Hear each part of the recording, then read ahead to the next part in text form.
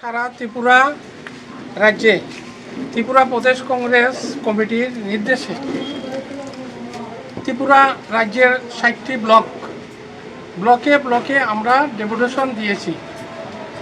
ত্রিপুরা মানুষের জনগণের স্বার্থে সাধ্য বা দাবির ভিত্তিতে আমরা এই ডেপুটেশন দিয়েছি।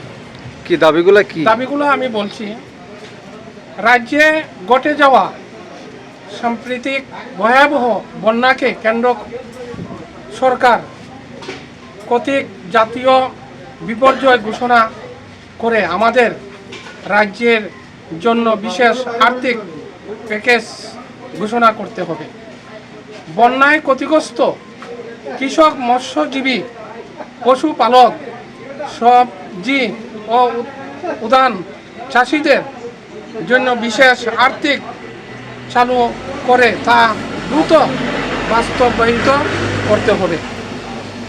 ৩ নম্বর হলো, সকল প্রকার দলবাজি রাজনীতির ঊর্ধ্বে উঠে বন্যায় প্রকৃত ক্ষতিগ্রস্তদের মধ্যে আর্থিক সহায়তা ও ত্রাণ দান করতে হবে।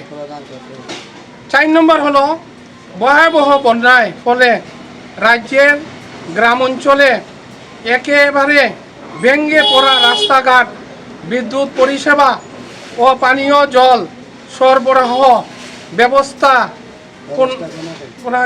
পুনরায় সচল করার জন্য দ্রুত ব্যবস্থা গ্রহণ করতে হবে রাজ্য সরকারের। এই ভয়াবহ বন্যায় রাজ্যে প্রায় ২০ লক্ষাধিক মানুষ ক্ষতিগ্রস্ত হয়েছে, যাদের মধ্যে বহু মানুষ সরকারি ও বেসরকারি সংস্থা থেকে ঋণ গ্রহণ করে রেখেছেন। বর্তমানে এই ঋণের টাকা প্রতি মাসে মিটিয়ে দেওয়ার বন্যার্ত মানুষের পক্ষে অসম্ভব। তাই অন্তত আগামী ৬ মাসের জন্য ঋণগ্রস্তদের কাছ থেকে অর্থ আদায় থেকে সরকারি ও বেসরকারি ব্যাংকগুলো বিরত থাকতে হবে। ৬ নম্বর হলো, ভয়াবহ বন্যায়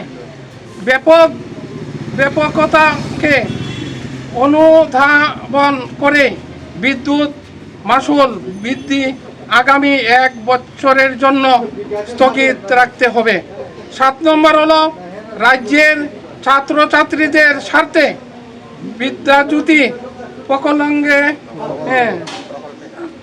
পরীক্ষার ফি বাতিল করতে হবে।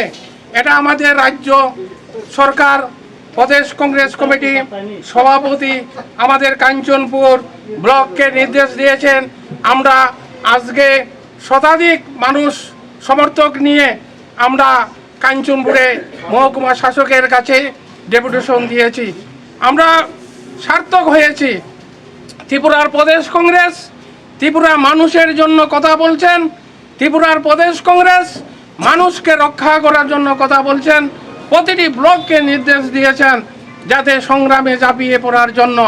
আজকে মহকুমা শাসক আমাদেরকে আশ্বাস দিয়েছেন, যেখানে ত্রুটি আছে ওনারা পূরণ করবেন।